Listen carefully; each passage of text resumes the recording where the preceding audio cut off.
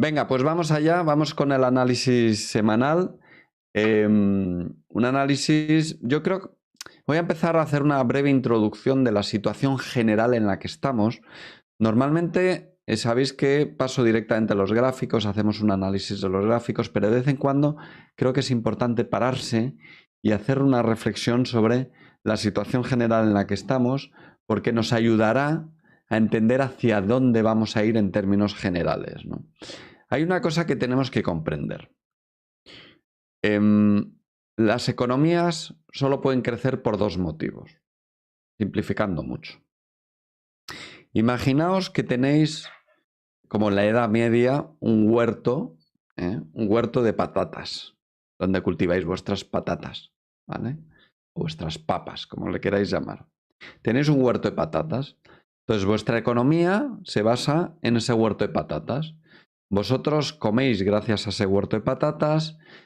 Podéis intercambiar esas patatas con otros productos, por huevos, por harina, por lo que sea, por ropa. Pero toda vuestra economía es ese huerto de patatas, ¿no? Imaginaos que la economía de un país es ese huerto de patatas. ¿Cómo puede crecer la economía de ese país? Solo hay una manera, ¿no? Y es mejorando la productividad de ese huerto de patatas. ¿Cómo mejora la productividad de ese huerto?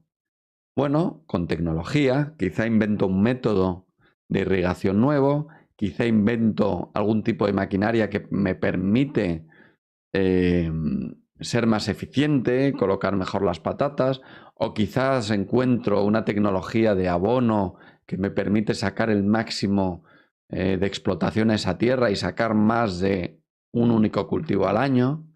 Es decir, en términos generales y a largo plazo, la única forma que tiene de crecer una economía en el largo plazo es aumentando su productividad, vía tecnología, vía diseño de nuevos sistemas, trabajando más, pero claro, llega un momento que aunque trabajes más, el número de patatas que me pueda dar esa tierra es limitado, ¿no?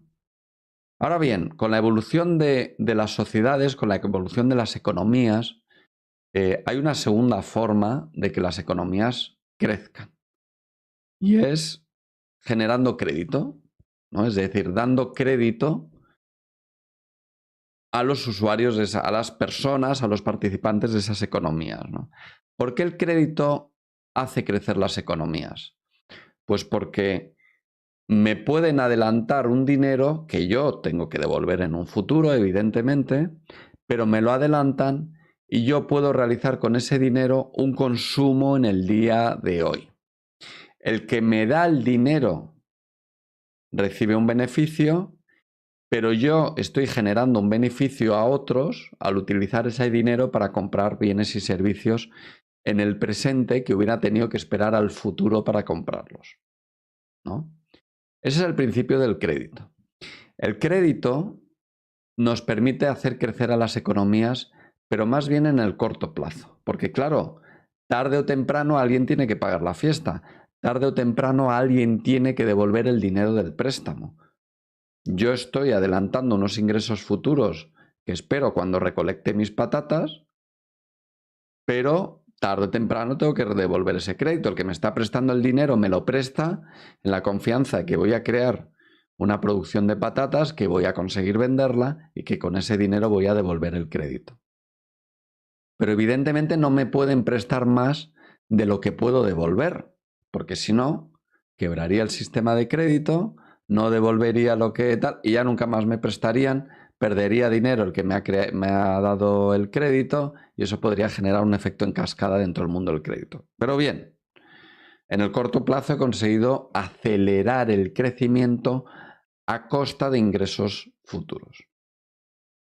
¿Tenéis esta idea clara? Porque ahora vamos a la siguiente iteración de lo que ha pasado durante las últimas décadas. Durante las últimas décadas, los bancos centrales han estado inyectando dinero en las economías principales a base de fabricar dinero, fabricar dinero, fabricar dinero, fabricar dinero. Al fabricar dinero, los bancos centrales facilitan el acceso al crédito. Lo que hacen es que el crédito sea más accesible, sea más barato bajan los tipos de interés y por lo tanto se estimula el crecimiento. Cuando se inyecta dinero, generalmente los bancos centrales aumentan sus balances.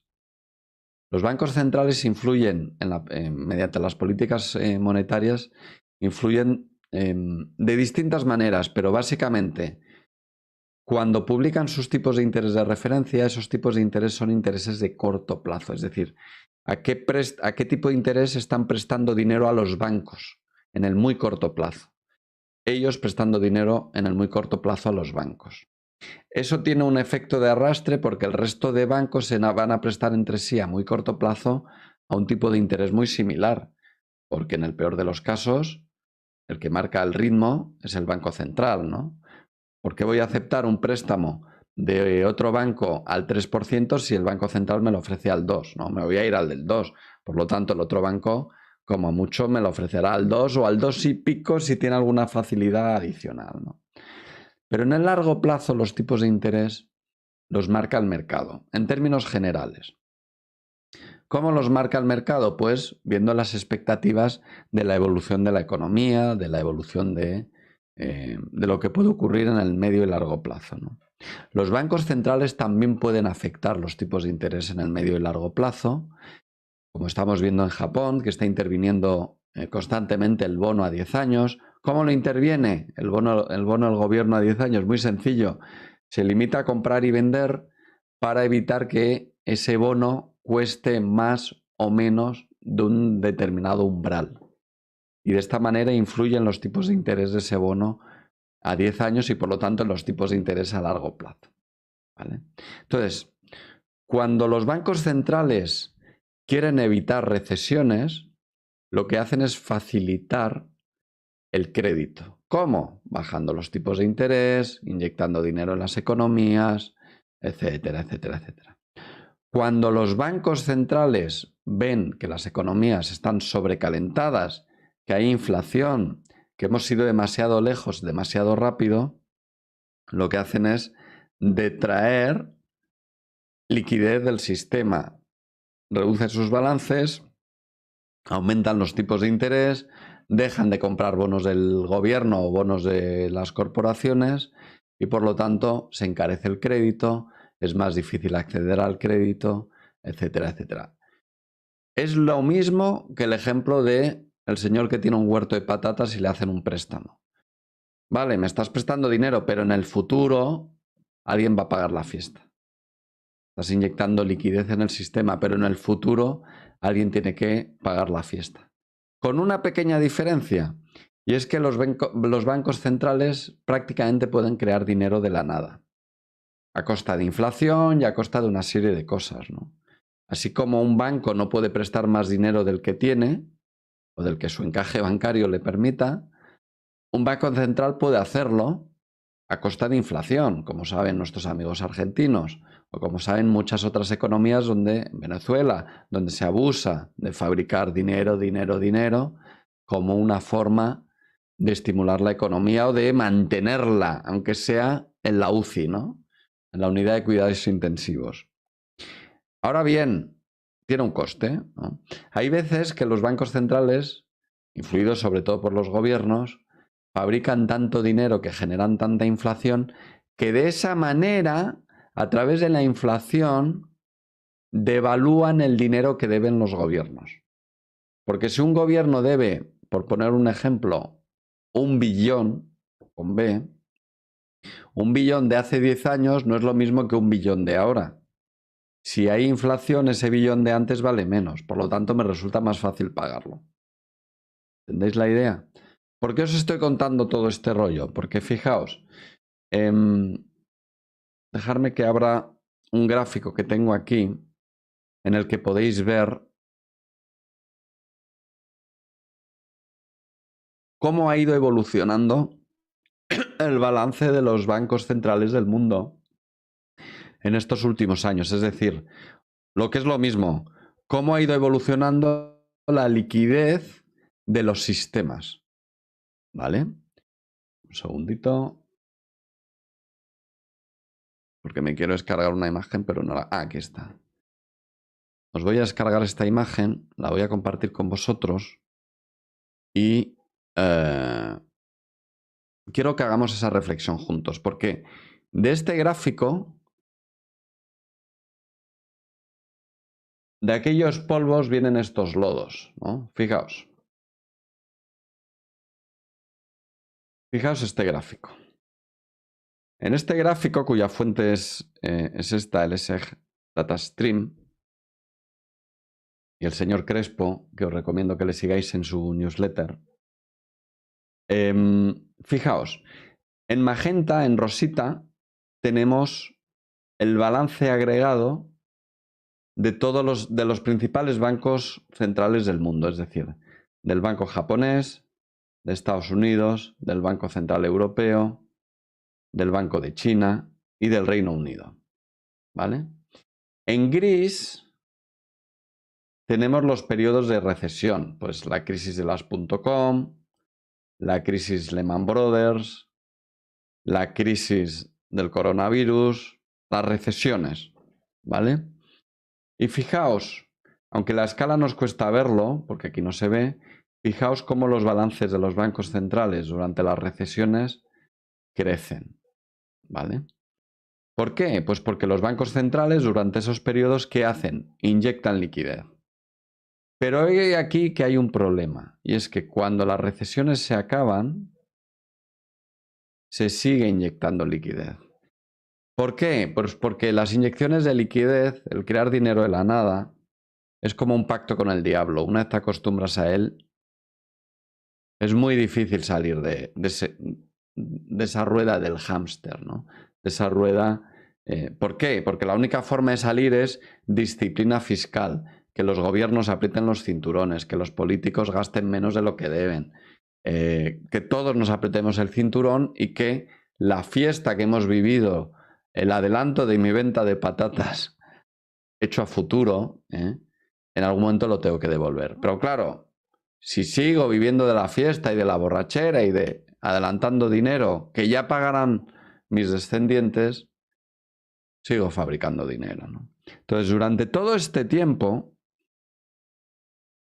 es cierto que durante la crisis de Lehman Brothers pues hubo que inyectar grandes cantidades de liquidez, pero el problema es que durante todos estos años, del 2009 al 2020, hasta el coronavirus, los gobiernos centrales de absolutamente todos los países occidentales, los bancos centrales y los gobiernos se han acostumbrado, sobre todo los gobiernos, a gastar y gastar y gastar. ¿Por qué? Pues porque así me votan.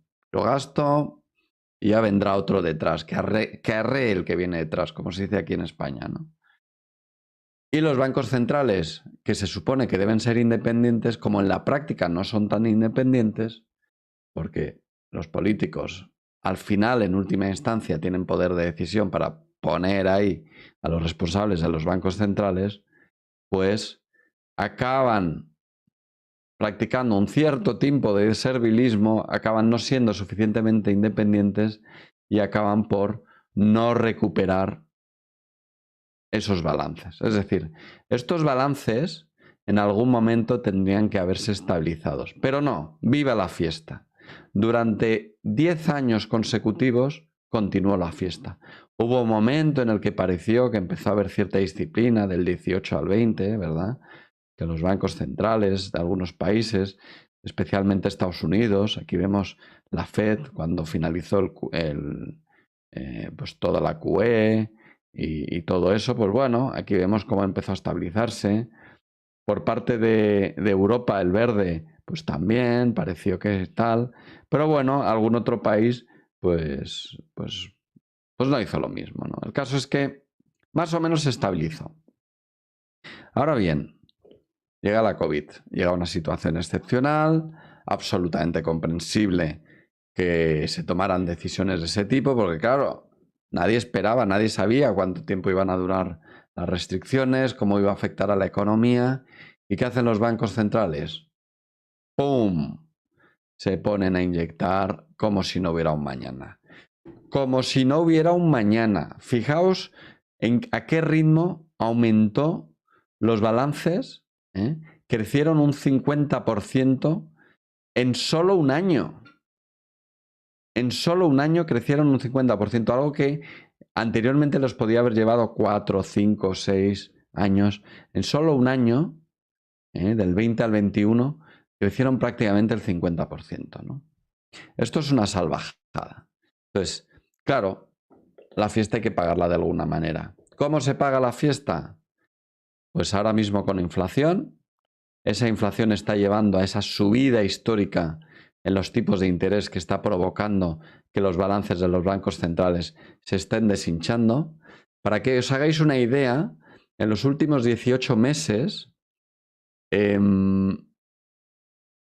los balances de todos estos bancos centrales que hemos comentado se han deshinchado en términos de un 14%, que es bastante.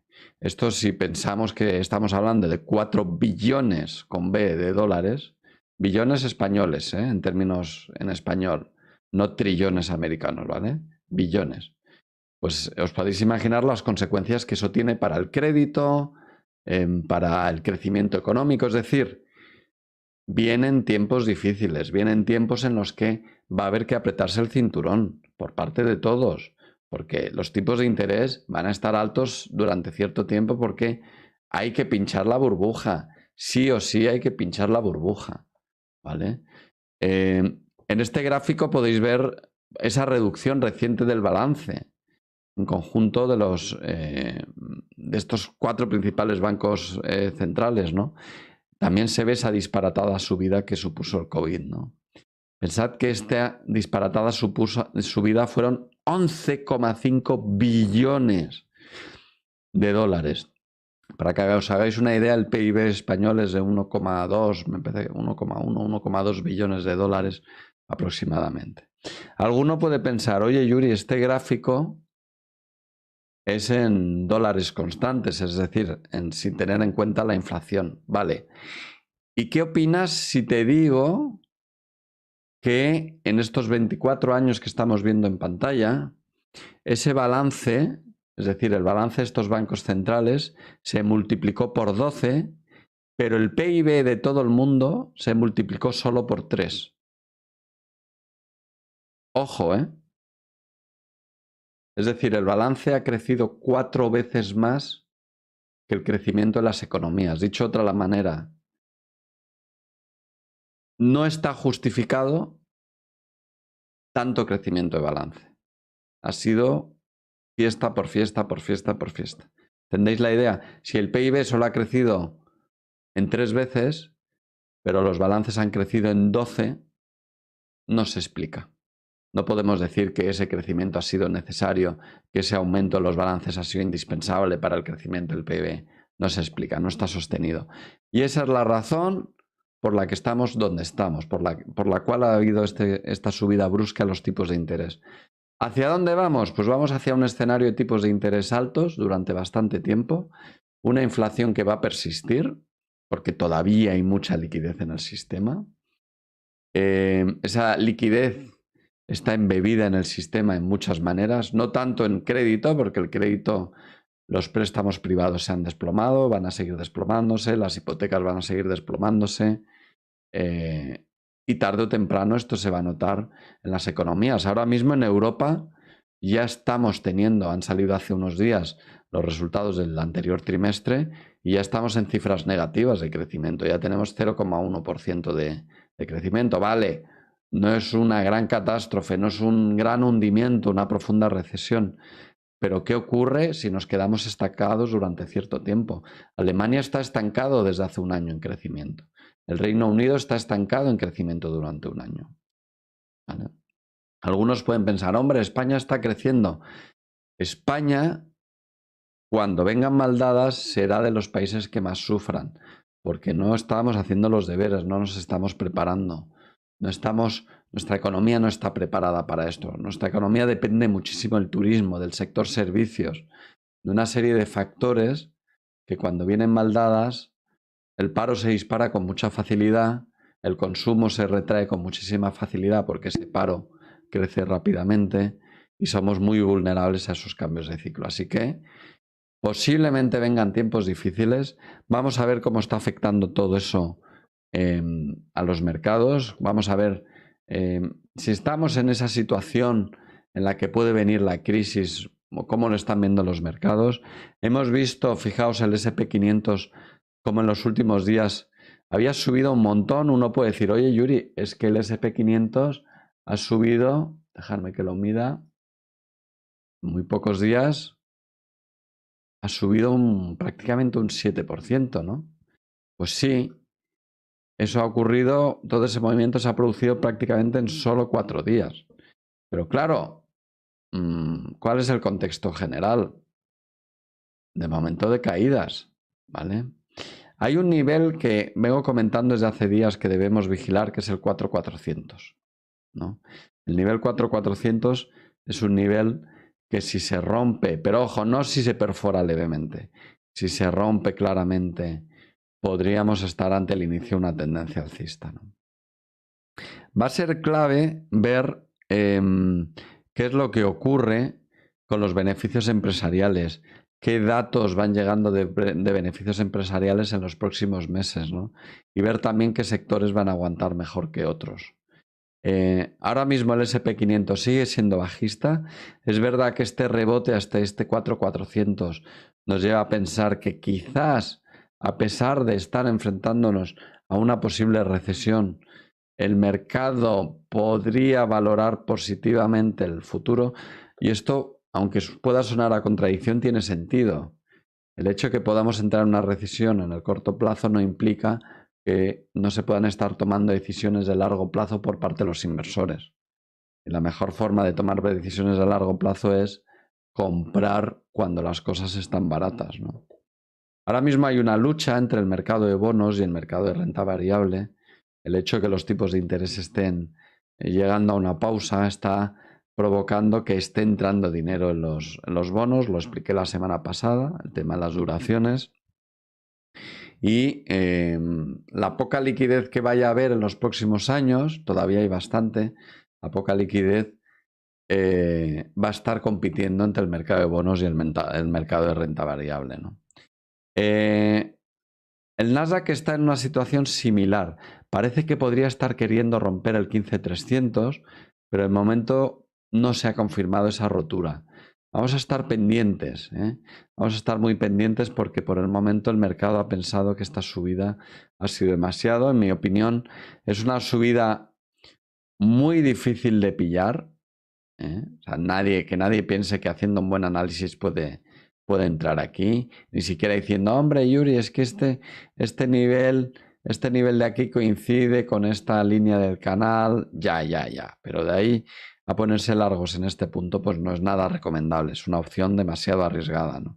Es mejor verlo mucho más claro, ver cuándo se producen los inicios de tendencia, porque intentar capturar estos movimientos es tremendamente difícil y muy arriesgado, ¿vale? Porque muy a menudo no son más que rebotes de este tipo para luego profundizar, ¿no? El Russell, fijaos qué vuelta más brusca se ha pegado el Russell, ¿eh? ¿Lo veis? Así como vemos el S&P 500 que bueno, más o menos aguanta, el Nasdaq que aguanta muchísimo mejor, el Russell, ¡pum!, lleva 4 días consecutivos perdedor, ¿vale? Mientras que hacen las bolsas europeas, el DAX también no es ajeno a este rebote. Ninguna bolsa está siendo ajena a este rebote. Está habiendo rebote en todas las bolsas mundiales, en las principales, prácticamente en la totalidad. Pero esta tendencia bajista sigue vigente. Tendríamos que ver al DAX por encima del 15.500, incluso por encima del 15.600, para empezar a pensar que esta tendencia bajista ha finalizado. Mientras tanto, estamos en un contexto de rebote. El IBEX 35, fijaos, también en un nivel de... a ver si esto es un hombro, cabeza, hombro invertido, de una pequeña tendencia bajista. Ya comenté el vídeo pasado que si alcanza el 9500 es la zona de equilibrio de todo este periodo de aquí. Es una zona de consenso de todo este rango, ¿vale? Por el momento sigue por debajo, sigue la hipótesis bajista. El nivel 9200 ya no es tan relevante como en ocasiones anteriores, porque ya lo ha perforado, aunque la ha perforado y la ha respetado en el retroceso. Ahora mismo no es tan relevante ya. Así que veis que también hay un punto de inflexión claro aquí en esta bolsa. China, rebote también, pero aquí mucho más claro el contexto bajista, porque un nivel de posible vuelta todavía está muchísimo más alto. Japón, parecido, muy parecido, una mezcla entre el IBEX y el Nasdaq. ¿Lo veis? Está queriendo superar este nivel, todavía no lo ha confirmado. Este soporte sí que es relevante. Entonces, si supera este nivel, quizá veamos una construcción alcista en Japón. Divisas, ¿qué está ocurriendo? Bueno, hemos visto, llevamos varios meses con fortaleza con el dólar. Esa fortaleza se ha convertido en un patrón correctivo. Sigue corrigiendo. No tenemos tendencia en el dólar. No tenemos tendencia en el euro. Es verdad que con una corrección mucho más profunda, pero sigue vigente esta corrección en términos de porcentajes. Si lanzo unos FIBO de esa corrección, veréis que aquí lo tenéis, veréis que ni siquiera ha alcanzado el 38% de corrección. Una corrección muy poco profunda todavía, por lo tanto, contexto de corrección todavía. Con la libra ocurre exactamente lo mismo. Con el dólar yen, tendencia alcista vigente.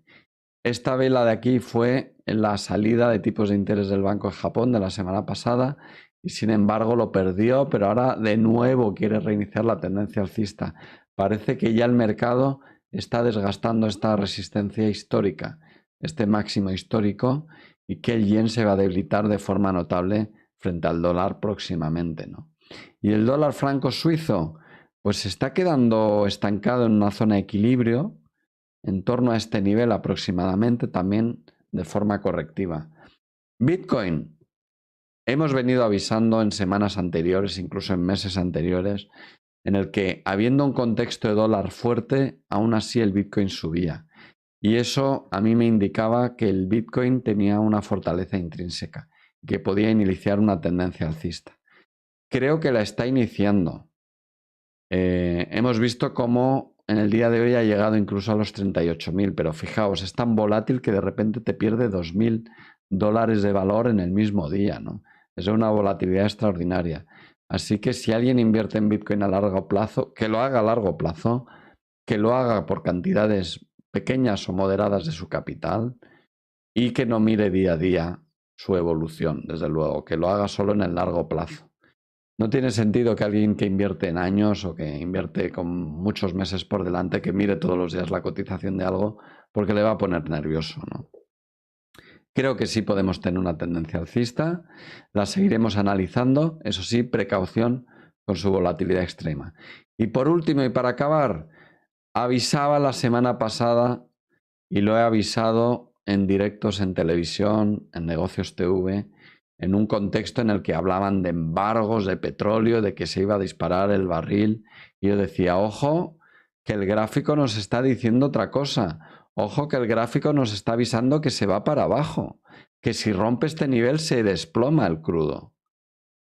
Y a veces resulta complicado mantenerse fiel al análisis del gráfico cuando toda la narrativa y todo el contexto geopolítico te está diciendo, el petróleo debería encarecerse, ¿no?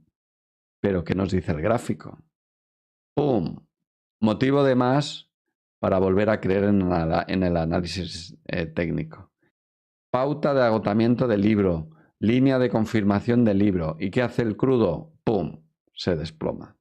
A partir de aquí, ¿qué puede hacer? Bueno, todavía le queda cierto potencial bajista a esta caída, ¿eh?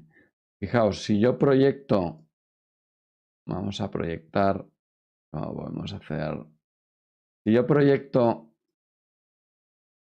esta caída desde aquí hasta aquí, que es aproximadamente un 14%, la proyecto de aquí a aquí, desde aquí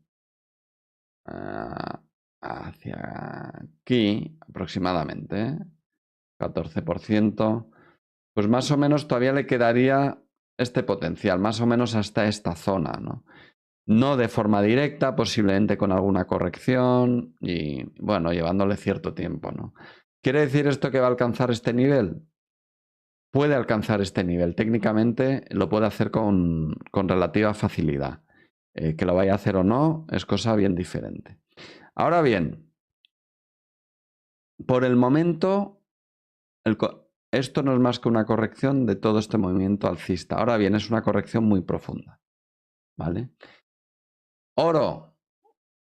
El oro sigue construyendo, queriendo construir sus argumentos alcistas. Si lo analizamos con el Ichimoku, vemos como el Kijun ya se ha puesto en positivo respecto a la nube, el Chikou está en positivo respecto a la nube, el Tenkan está en positivo respecto a la nube está verde, se estaba ensanchando, ahora se reduce a algo porque está corrigiendo algo este impulso. Este impulso correctivo bajista es bueno para construir una potencial estructura alcista. ¿Vale? Es posible.